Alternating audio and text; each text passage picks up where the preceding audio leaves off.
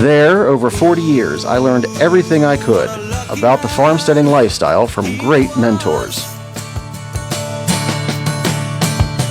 Ooh, what a lucky man he was.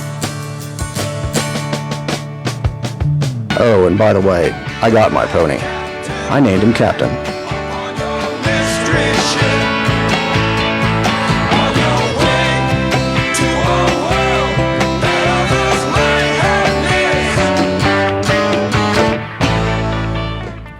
And welcome once again to Farmsteader's Field Notes. Hey, I'm your host, Sean from the Mountain. I'm glad you decided to join me here on WMBS 590 AM, 101.1 FM, and of course, Facebook Live. Also, www.wmbs590.com. And as always, if you have any agricultural event that is open to the public, please make a comment or let me know, and I will do my very best to promote it. That's why we're here. Well, we've got a lot of news to get to, so why don't we try that first?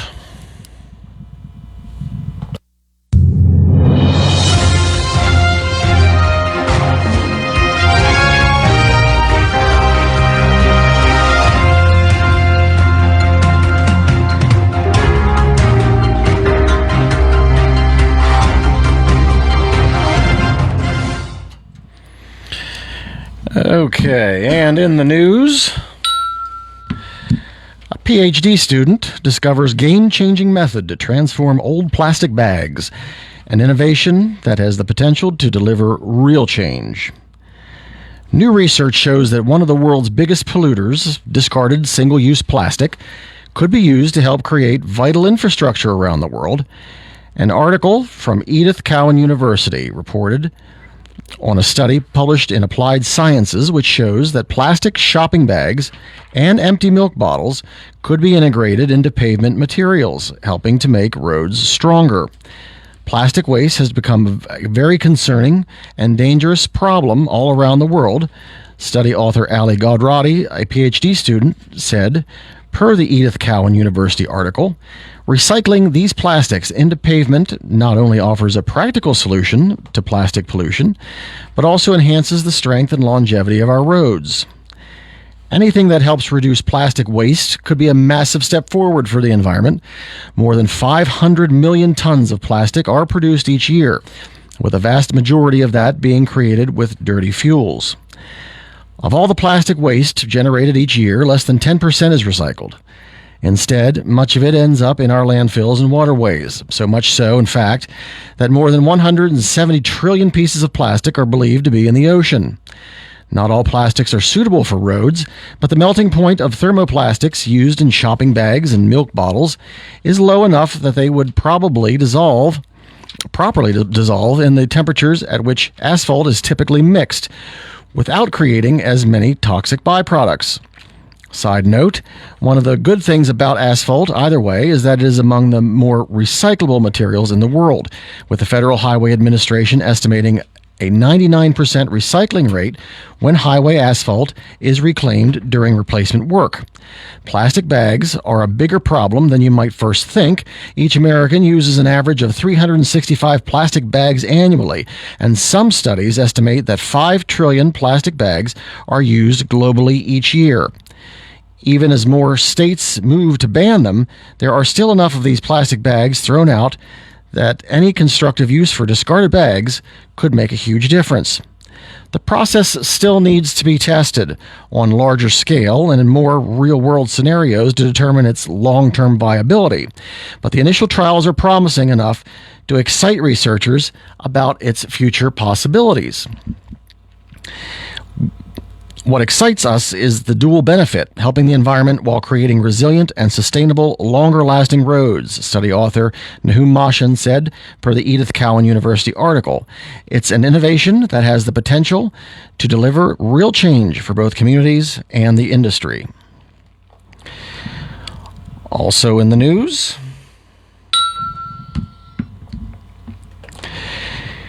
West Virginia beekeepers push for apiary protection bill.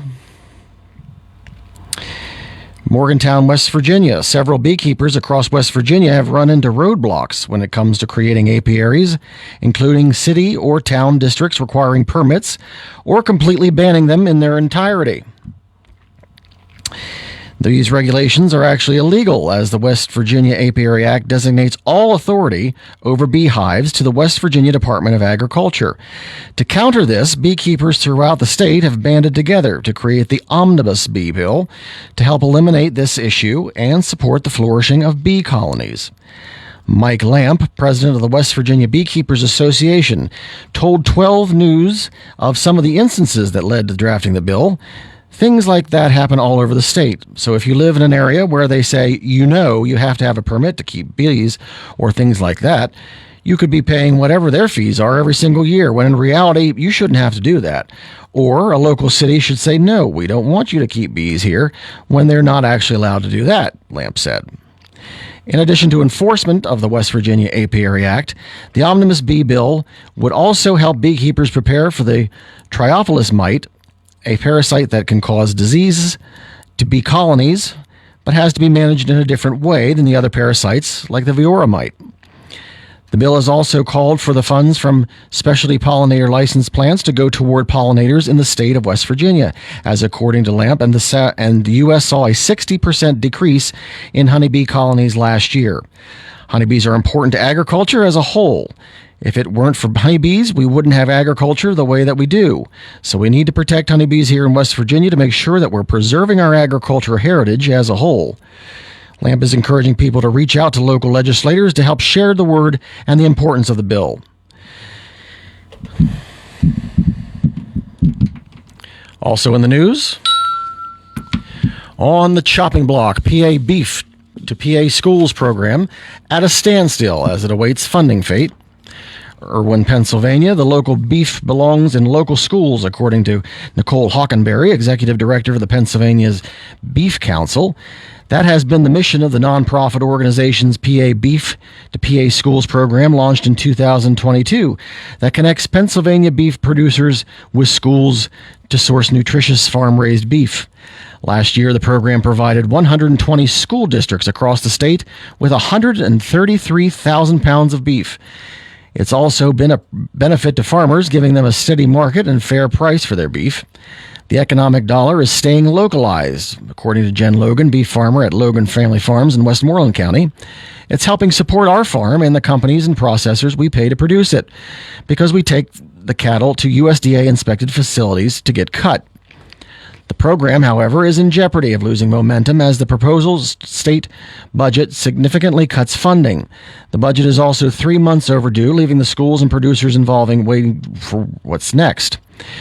We can't fully launch the program because I don't know the fate of the funding, Hockenberry said. But people really believe in the program, enjoy the program, love the quality beef that they are receiving, and the story that they're able to tell. Ultimately, we're feeding kids quality foods. The idea for the PA Beef to PA Schools program was born in 2019 when Hockenberry and colleagues at the Pennsylvania Beef Council, the state's beef checkoff program, started asking the questions, how do we connect the local agricultural community to schools? But at the time, there were obstacles in the way, including pricing, packaging, transporting, and finding a beef producer that can fulfill a school's food needs, specifically larger school districts in more urban areas. It really became evident that there were some barriers of entry for school districts that may have an interest in procuring local beef. To fix that problem, Hockenberry started looking at states that had a similar program, using them as the model. The Pennsylvania Beef Council developed a plan for the program in 2021 and shortly after received funding through the Pennsylvania Department of Agriculture's Agricultural Promotion Matching Grant Program. Through the PA Beef to PA Schools program, producers set the price of beef and schools pay 50% of this cost, with the remaining 50% paid by state funding or grants. The program officially launched in 2022, supplying 9,000 students from 7 school districts in 5 counties with 6,410 pounds of beef. Last year, the program supplied beef to 220,000 students in 48 counties across Pennsylvania, covering 70% of the state. Logan Family Farms joined the program in fall 2024, supplying 700 pounds of beef to Hempfield and New Kensington school districts that year.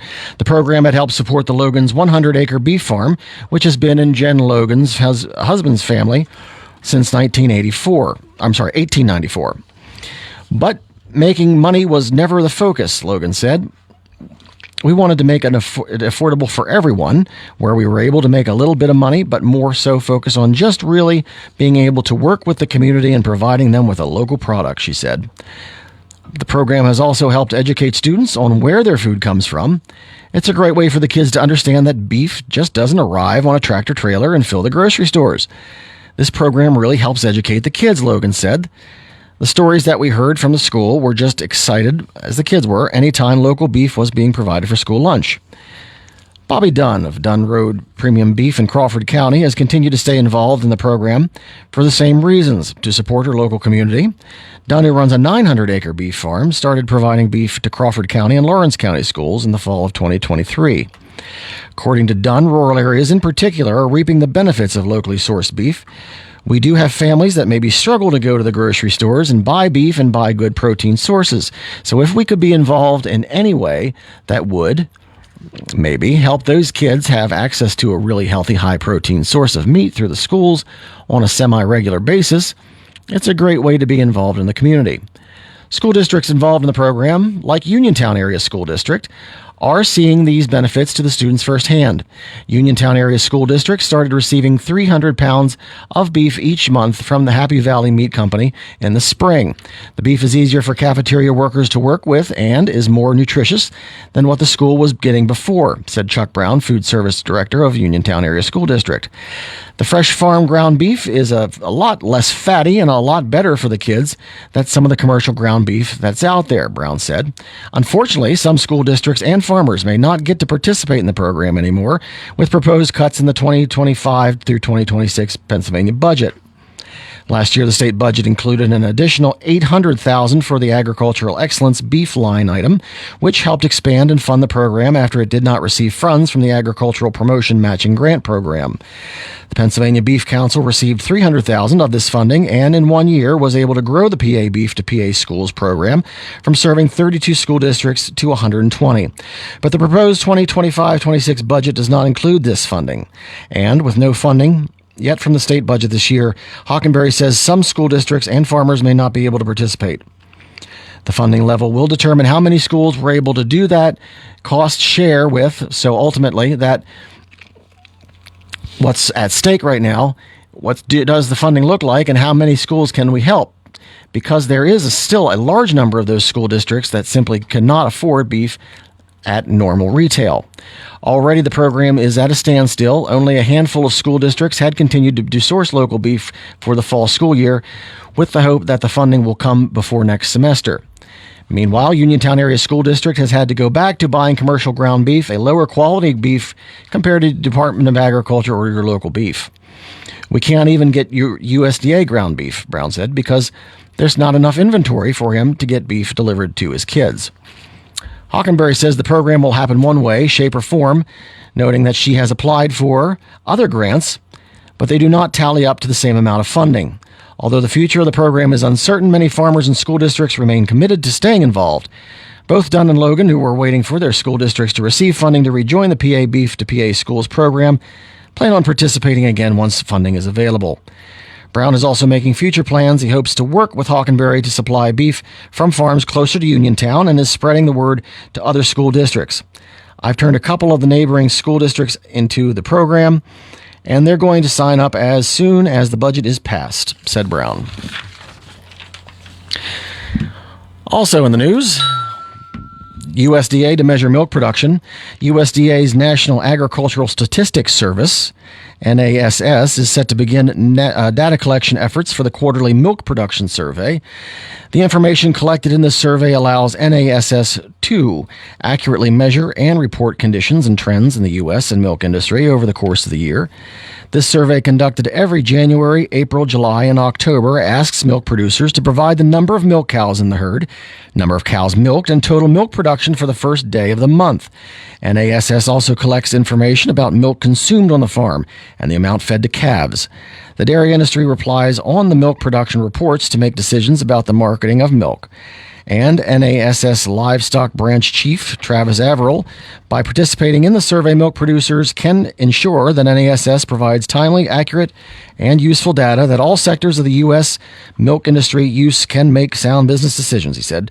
To obtain an accurate measurement, NASS will survey roughly 4,500 operators across the country. At NASS, we have a strong commitment to respondent confidentiality. We are required by law to protect the privacy of all responses and publish data only in aggregate form, ensuring that no individual producer or operation can be identified, he said. NASS will publish the data on Wednesday, October 22nd in the Milk Production Report at nass.usda.gov and in NASS's searchable database, QuickStats, at quickstats.nass.usda.gov. And that'll do it for the news today.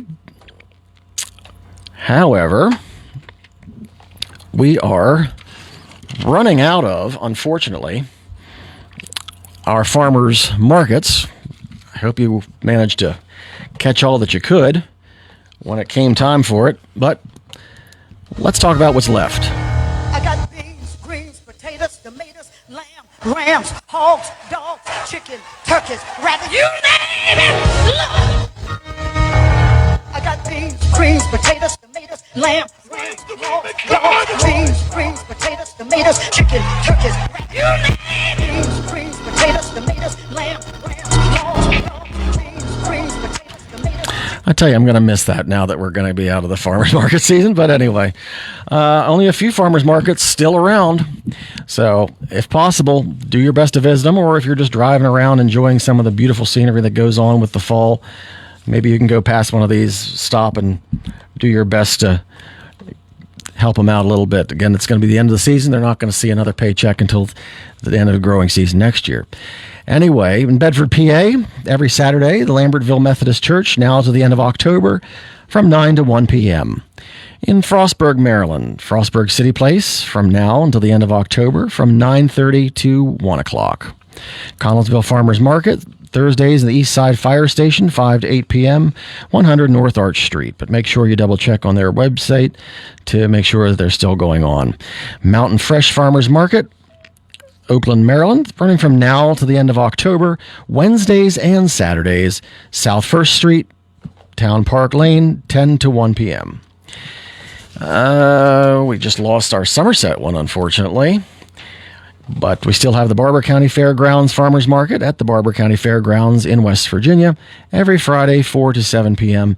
from now to the end of October. Cheat Lake Farmers Market every Monday from now until they're saying mid-October, so you might want to double check with them, from 4 to 7 p.m. in the parking lot of the Chestnut Ridge Church, 2223 Cheat Road. Waynesburg, PA, every Wednesday from 10 to 1 p.m. till October, the end of October, next to the courthouse. Rockwood, the new Centerville Farmers Market, located at the Holy Hayloft on Thursdays from 3 to 6 p.m. Again, double check, make sure that they're still going on, finishing out. They plan to go to the end of October, but of course, supplies and things have changed. So, and they certainly weren't counting on this weather. So, Morgantown, West Virginia, downtown, every Saturday, 8:30 to 12 p.m. in the Large Pavilion. And at Milan Park, 270 Milan Park Lane, Wednesdays, starting from 4 to 7 p.m. Cumberland, Maryland, the Canal Place on Thursdays from 9:30 to 1 p.m. And, of course, our small animal swaps, Uniontown, PA Association. Obviously, the Poultry Association's having here October 19th. They'll be having their usual buy, sell, and trade.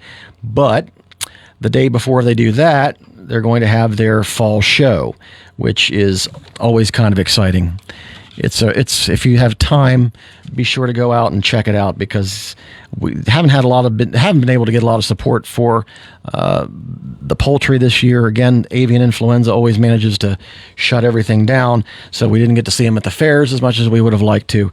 But now with an actual show, you'll be able to see a great diversity of different breeds and types and kinds of poultry. So you show up on Saturday for the show, it's free. You show up on Sunday for the buy, sell, and trade, it's $2 per car. Also, the Indian Head swap dates. Indian Head will be having theirs. It's from 7 to 11. Their next one will be October 26th, and that'll be their last one for the year. The Delmont Busy Beaver Swap, their next one will be November 2nd from 8 to 11. That'll be on a Sunday. And as always with those animal swaps, they always want me to mention absolutely no puppies to be traded, and a lot of times not kittens either, but definitely no puppies to be traded there. Okay, how about a little bit of auction news? $45 bidder, $50, will they give me 50, make it 50, bidder on a $50, will they give me 50, hooter, $50 bill. $50 bidder now, 55, will they give me 55, to make it a $55 bill, 55, I sold that home for the $50 bill. Hey, well, all right, sir, open the gate and let them out and walk 'em, boys. Here we come a lot number 29 in, what are they going to give for 'em? I'm at 25 to get 35, another 50, make it 50, bidder on a 59, 60, will they give me 69, 75, and 85, and 95, 100, and 25, and 50, 75, and 2, and 3, and 4, and 5. Love that one too. Just love it. Anyway, a lot of the West Virginia, Preston County, and down in Moorfield, the auctions there have really recorded extremely high numbers in the cow sales that they've been doing, especially cow sales, the fall feeder sales, extremely high numbers. So if you're in the cattle sale market, now is the time to be doing that. I would caution against purchasing cattle right now. Mostly the uncertainty of the commodities market and everything else. Really, cattle are in a great position right now to be sold. We're not in the best position to be kind of hoarding cattle or keeping them over. But at any rate, this is the time for the actual cattle producers that have been in the industry for a very long time. Take my word for it. If you trusted me with the chickens earlier this spring, I turned out to be right about chickens. But by all means, this is far more severe and a lot more costly to be purchasing cattle right now. But now is not the time to be buying them. Now is the time to be selling them. And, the cattle producers that have been in this a long time, they deserve a lot of respect, and they finally are getting the prices that they deserve. And they're the ones that really need to be reaping the rewards of this now. And really, it would be sort of a bad idea to get started right now. Just hold off. I mean, cattle prices, inevitably, even the cattle producers know eventually they're going to come back down again. But with the way that the things are now and the scarcity and the other issues, the prices are very, very high. And again, we're hearing that from all the auctions, but particularly from Moorfield and Preston that are doing their fall sales now. And pretty soon the fall sales will be coming here to Waynesburg and to Grantsville and 84 and so on and so forth. So again, a great time to sell. Maybe not the best time to buy, but auctions would love for you to go down and buy, but for profitability reasons, now is definitely the time to sell. Grantsville will also be having a small animal poultry auction. Those have been going very, very well for them. They've been going very, very well for all the auction services that have decided to start going in this direction. But the next one for Grantsville will be November 7th at 5:30 p.m. And if you want to get in there a little bit early and start getting your livestock that you're going to consign or sell in there a little early, you can get there at 2 o'clock and start to sell them there. So all that's happening right now. Also, there is, just as an announcement, Pilgrim's Pride, for our West Virginia listeners, Pilgrim's Pride will be having a growers workshop at 1 p.m. tomorrow, October 15th, at the Pilgrim's Pride plant. I'm so glad I got that out. I so thought I was going to say Pilgrim's Pride plant. They're going to have that there. So if you ever had any hopes or ideas of something to do with your big building, maybe wanted to convert it into something poultry-wise, they're going to, I guess, give their best sales pitch. It can be a very tricky industry to be in, but if you've had any interest at all in growing poultry commercially, 1 p.m., October 15th at the plant, 129 Potomac Avenue, Moorfield, West Virginia. And the phone number you want to call if you want more information is 304-278-3344. That's 304-278-3344. Okay, how about a few things for our recycling segment today?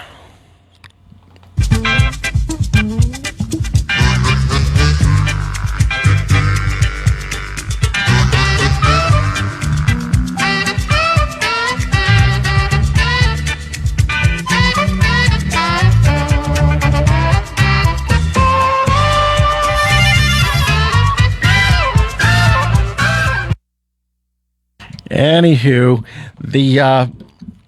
I want to say thank you to all the people that send me stuff whenever they run across something and they think it's a great recycling idea. A lot of them are really great recycling ideas, but some of them, I just want to do a little bit more research on and really try. Now, some people that were growing potatoes this year, they kept sending me all the things that they do, which has actually been really cool to create these potato towers. And some people have really stacked it up and planted potatoes and really made these things quite tall. And then others have taken an idea with basically just a laundry basket. And I kind of like this idea. They took old laundry baskets they were going to get rid of, maybe getting a little bit funky, and a way to kind of recycle plastic. And they put some kind of a liner in, better than just a plastic trash bag or something like that. But they put some kind of a liner in it, and then they packed it in, planted their potatoes, packed some more in, and so forth, so on and so forth. But it allowed some drainage, and it was a really kind of a good idea. So some people were showing me how they were doing that, recycling laundry baskets and growing potatoes. I thought a very good idea. Another idea that I saw actually on the internet, which, and again, I love this idea, was taking a 5-gallon water bucket. And I'm always looking for solutions to keep clean water for my all of my animals, but in particular with the chickens, because the chickens and the ducks have a tendency to just make an absolute disastrous mess of their water. And if you've ever owned them, you'll know why. I mean, they just all the constant scratching and whatnot. But the ducks in particular, they just intentionally splash it and try to get it everywhere. But at any rate, they took a 5-gallon bucket, just a typical 5-gallon plastic bucket that you could get at any of the superstores, and they had cut it down at the very bottom with sort of some slats that they could stick their heads in, and then they filled up those big plastic big plastic water jugs at the water fountains. You go and you fill up a cup of water and you drink, then they recycle them and they come and they change them all the time. Those recyclable big water jugs. And they turned it upside down. They sat it down in the 5-gallon bucket. I just thought I was like, why didn't I think of that before? But a very, very clever idea and a good use for it. And I know some that have actually gone a step farther and they've converted it with a screw-on nipple drinker so that especially the chickens can peck at it and it not even have to fill up. But if you're doing something like ducks where you need sort of like a small pool of water at the bottom, you turn it up, you sit it down in it, and sooner or later it'll fill up to the desired height of what you want, and then it'll cut itself off. But it was just a really clever design and really thoughtful. So if you have a 5-gallon bucket and you have one of these old big blue water jugs from these old water coolers around the office they want to get rid of, and I've thought of about a million things to do with those old water cooler jugs. I have done a million things with them. I've turned them into mineral feeders and I've turned them into all sorts of things. But a great way to recycle those, since that seems to be the theme today, was those. And of course, right now, our most recyclable thing of all, which is leaves. And I just have to laugh because my girlfriend lives in town. She's a townie. And anyway, she's getting complaints from the neighbors because her trees are dropping leaves. Half the trees are still green though, and the other half are just, starting to drop off leaves. And of course, the neighbors are complaining that the leaves are blowing in their yard. It's like, Armageddon, zombie apocalypse. Those things are not a problem. They're ready for that. But leaves blowing in their yard apparently is a big, tremendous issue. So nobody really understands, unless you're a farmer or you're a person that does some of this stuff in your backyard, any kind of growing at all, the absolute treasure that leaves are. They're an absolute soil treasure. And so all leaves, I tend to take, with the exception of cherry leaves. Cherry leaves, when they turn colors and they fall off, they usually turn like a bright red and they fall off. They contain cyanide. So beyond just cherry leaves, all other tree leaves, pine needles, if they're falling off, I like those as well. gather them up. If you want to drop them off at my farm anytime, believe me, because what's going to happen is now is the season where we're going to start thinking about our compost piles. Now is the time where we're going to take all this material that's just so abundant and is everywhere where we need it to be. We're going to gather it up. And again, I just see these people going bonkers, just trying to rake every single, I see a leaf fall and they run out with a rake and they try to rake it up. Like it's just, toxic or something to the ground. It's just crazy. But there isn't any kind of soil amendment in this world that's any better than leaves. So all the gathered up leaves, very small twigs, and like I said, pine needles, any of that stuff, yard waste in particular, mowed grasses, piled into these bags, by all means, I will take them. Let me know, man. I mean, now is the time, and we start to make it as an amendment to the compost that we're going to be creating and using for next spring.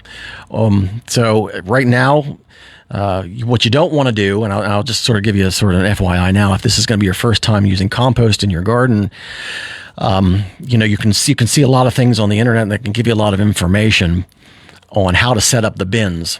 But if you think to yourself that 3 bins would be enough, always build 5. If you think 5 will be enough, build 7. That's one tip for sure, because you're always going to be moving it and rotating it, and you're always going to need more than what you think you're going to need. So, and especially the prices of anything as far as garden fertility are going to go through the roof. I mean, if you thought they were bad now because of the Ukrainian war, where we're getting all of our fertilizers and things from the Ukraine, if you think they're bad now, it's only going to get worse. So for heaven's sakes, everything that we can do naturally, let's just do it. Let's just do it. Let's just do it for free. Why not? So if you're thinking about setting up the compost bins now, again, set up more than you think you're going to need, number one. And you can do it with, and on the internet, I see them done with pallets, and I see them done with old bales of straw and whatever, sort of like a 3-sided thing that can aerate and can get some oxygen into the pile, and somewhere where you can dump your greens and your browns and mix them up and get something really nice and organic going there. Always do more bins. And just another tip, because in the form where it's starting from, and the fact that it may contain some things that you don't want in your garden, you may have some molds and things that are going on in the leaves. You want to put them away. You don't want your compost bins right next to your garden. Okay, you definitely don't want to do that. And that's a sort of a mistake that I see a lot of people make. And I see it on the internet. These people that are supposedly professionals, they've got their compost bins right next to their garden. It's a good way to spread disease amongst you can get a lot of white molds and things that grow onto your plants if you do that. So my suggestion is that you build it away from your garden, at least 20, 30 feet away from your garden. And in my opinion, because I'm kind of lazy, build it almost like it's uphill. It's because what's going to happen is you're going to pile more and more in there. And even though it's extremely light, like these leaves are super light, as they pack down, as they compress, as you add other things, as you add greens to it, it's going to pack, and you're going to turn it over, and it's going to break down, and it's going to get heavier and heavier. So why on earth fill it up into your wheelbarrow and then have to push it uphill? By all means, build your compost bins above the garden. Okay, somewhere real easy that you can you can easily cart it right to your garden. Make your life easier. Don't make your life harder. So that's all I wanted to talk about with recycling today. But now is the time. Again, now is the time to be collecting those leaves, because they are garden gold, absolute garden gold. Also, deer season is upon us, which is both. Well, it's a double-edged sword. It's a good time and it's a bad time. And if you don't want deer hunters on your property, obviously you can be spraying your trees around the perimeter of your property with a purple colored spray. This is essential because, it's not that even a lot of people trespass on purpose. Even there are those that do trespass on purpose, but it's not always their case that they trespass on purpose. I know that a lot of hunters are up there in age as well. They're sort of like farmers. The average age of a hunter is getting up there higher, and they're hunting places where they think they've hunted for 100 years. Their grandfather hunted there. Their father hunted there. By gosh, they should be allowed to hunt there. Well, that's not always how it goes. So. Make sure that if you want some sort of no trespassing thing set up around your property, that at the very least you get that purple spray paint and you spray paint some trees around the outside of your farm perimeter. Also, I will say it's a double-edged sword in that I like things about it. I like that we're cutting down on the deer herd. They are at catastrophically high levels right now. And you've heard what they're doing, decimating our crops, which probably would have been a bigger issue if it wasn't for the tariffs. But right now, they're just overpopulated to the point now where they're just it's a massacre on our roadways. You can see the front of my car. They go out of their way to run into my car. It seems like anyway, and they're an absolute pestilence at this point. So the deer herds have to be cut back. And what's happening also is because they're having higher rates of that chronic wasting disease and EHD and a lot of diseases and disorders and issues amongst the deer herds because there are so many. So by all means, please go out. And if you are a hunter, a conscientious hunter, thank you. We appreciate you. From a farmer standpoint, we appreciate that, this is something that has to be done. I know Bambi's cute, but the numbers have to be cut down. And they're a very resilient animal, believe me. They have twins and triplets every year. So they're always tripling their population. So you have to cut them back. They have to be. But of course, what also happens this time of year is that, our butchers get kind of backed up. This is the time of year where we can't get any kind of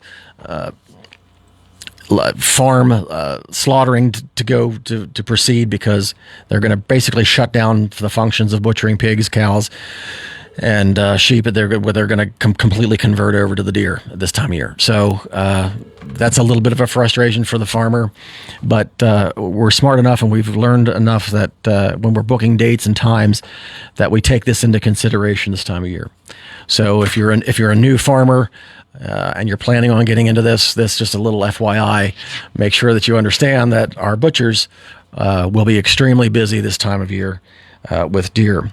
Also, and then this one drives me crazy, is the baiting of deer. This time of year, whole corn becomes scarcer because they're illegally baiting deer, and which is mind-boggling to me because they just seem to be everywhere. I mean, they're just deer everywhere.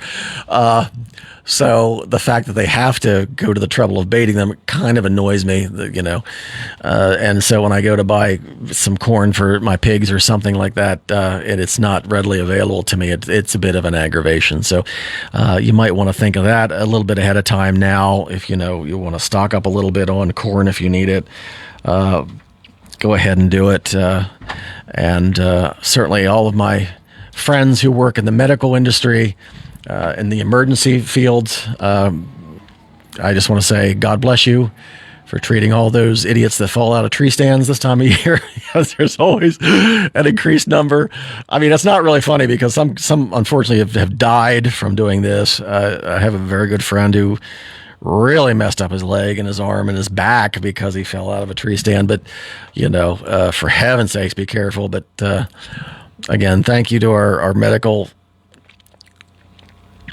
friends out there that go over to the emergency room every single day and treat those poor folks that fall out of those tree stands every year. So just anyway, just something to think about this time of year. Also, continuing education. I just wanted to kind of mention this. Now's a good time to be looking into, from an agricultural standpoint, some things that were basically continuing ed. I know that some of the fall, some of the colleges, even the larger ones, all the way down to the community colleges, will have programs that are agriculture related that you can check out. A lot of them you can do them online nowadays. And I highly recommend that you do them, even if it's not something that when you watch it, I think just even one small idea can just generate just a mountain of other things for you. And I can tell you this in all honesty, that whenever I have an idea, something pops in my head, and I want to see if somebody else has done it first, because you have to be a lot more, I don't per se, you have to be a little bit more intelligent about what's going to happen with your money in the future, to the degree that why make mistakes that somebody else has already made, is my point. Why go down a path where somebody else has already done this and it was not affordable? If you're thinking of diversifying something, or if you're thinking about adding something new to the farm, do your research, do your continuing education, and find out the most cost-effective ways to do this. Just because you think this is going to be a smart way to do it, and you're just convinced of it. And I'm kind of that way. There's times where I'm very, very stubborn about things. But I think I know the right way to do this. I think I have a great idea about how to do this. And then it turns out to be a lot more costly once you get involved in it than what you had maybe initially had thought about it. So if you can do some continuing education, if you can find out what other people are doing and listen to what they've said, it's a tremendous help. It truly is. And it doesn't matter where they're at. It doesn't matter where they're located or whatever. Like I said, I've done online courses that were in Ireland. I've done online courses that were in Great Britain. The UK, and they talk about, especially when it comes to handling things that are relevant to the weather, because they're in regions of the world that are extremely high levels of rain. So if I take a course and I learn something more about something agricultural from them, it would probably be more relevant to me here in Pennsylvania than taking a course from someplace in Arizona, or something like that. So again, just do your research, and even if it generates just one single idea in your head, and you thought, man, that was a great thing to think about. That was a great cost saving idea. That's going to help you out big time, and it really does pay in dividends in the long run. So, just something to think about now, especially as we get into nastier weather and you can't get out and you can't do the stuff that you want to do. Make sure that you try and do some continuing education now. It's just the more research that you do about it, the better the education is going to be, instead of just going, last minute, I'm thinking about doing this. To put some time into it, put some research into it. Say, where can I find something about this? Where can I find something about this topic? So that's what we're talking about today, and I think it's going to be very, very very helpful to you, especially with the changing economy, the changing in just about everything, the commodity prices and everything. We need to start, as farmers, we need to start doing research ahead of time. It's just a big deal to do the research ahead of time, and because preparedness is it's absolutely everything. We have to be prepared for everything. So I think I've yacked long enough today, and we're getting towards the end of it. TJ's giving me the get the heck out of there signal there, but I hope everybody has a really nice week. We've had finally some decent weather here on the farm, and so we're able to get a few things done in decent weather and sort of get the rush going before all of a sudden winter will be upon us and we won't be prepared. So we have some challenges to think about with shelters for livestock, and we have some challenges to think about with getting water to them, necessary electric or no electric if it's not necessary, but thinking about feed stores and stuff like that, especially with the prices of everything going up and down. So, well, as always, it's the end of the show, and I thank you so much for joining us. We like to have a lot of fun here on Farmsteader's Field Notes, and I'm glad you decided to join me. And I know you're not redoing your kitchen. Heavens knows the tariff prices on cabinets and countertops and all that would be insane for you to be doing that now, so you're not redoing your kitchen. But I thank you for joining me today. And as always, join us next week. We only got a few shows left, and it'll be the end of the season, folks. So try to enjoy yourself. Don't forget, we're all just future compost. We'll see you next week. You're listening to WMBS Uniontown. Now, ladies and gentlemen, our